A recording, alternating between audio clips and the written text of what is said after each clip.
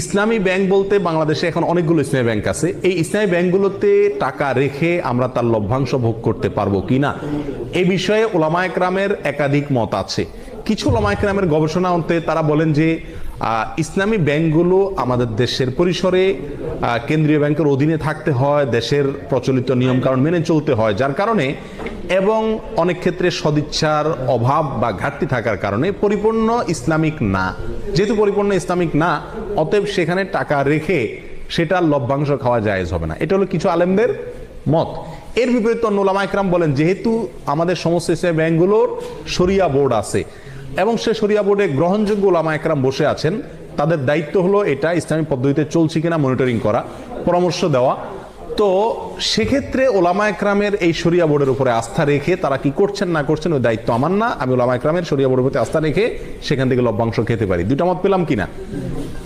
এই দুই মতকে সমন্বয় করে একটা তৃতীয় মত দিই আমি আপনাদের, সেটা হলো ইসলামী ব্যাংকগুলোতে টাকা জমা রাখা এক জিনিস, আর সেখানে বিভিন্ন মেয়াদে কিস্তিতে টাকা রেখে লাভ খাওয়া আরেক জিনিস। ইসলামী ব্যাংকগুলোতে টাকা রাখা শুধু জায়েজই নয়, বরং জরুরি এবং উত্তম, এবং একজন মুমিন হিসেবে আমরা বাধ্য টাকা জমা রাখা যে কোনো ইসলামী ব্যাংকে। কেন?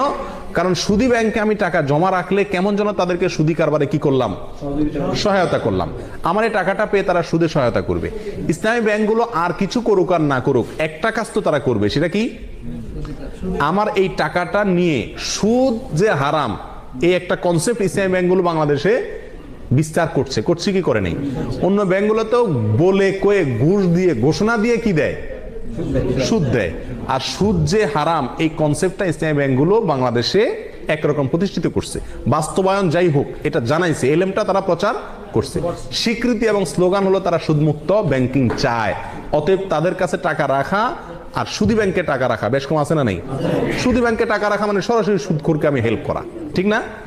তাহলে আমরা ইসলামী ব্যাংকের টাকা জমা রাখবো অন্য ব্যাংকের উপরে প্রাধান্য দিয়ে, এতে কোনো সন্দেহ নাই। দ্বিতীয় হলো টাকা বিভিন্ন পলিসিতে রেখে সেখান থেকে কি খাওয়া, লাভ খাওয়া। এটা হালাল কিনা তার জন্য বলেছি ওলামায়ে কেরামদের একটি মত।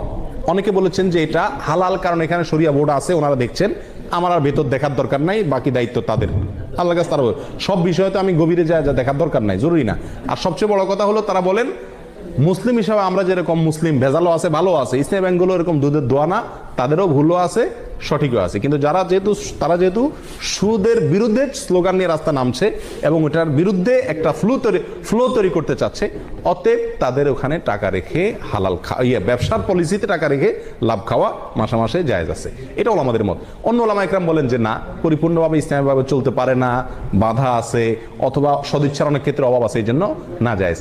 এক্ষেত্রে আমি বলবো তৃতীয় মতটি, সেটা হলো যদি আপনার বিকল্প কোনো পথ খোলা থাকে তাহলে আপনি এই ব্যাংকে টাকা রেখে লাভ খাওয়ার চাইতে সরাসরি ব্যবসা করুন, সেটা সবচেয়ে নিরাপদ এবং ভালো, সন্দেহ থেকে দূরে থাকলেন।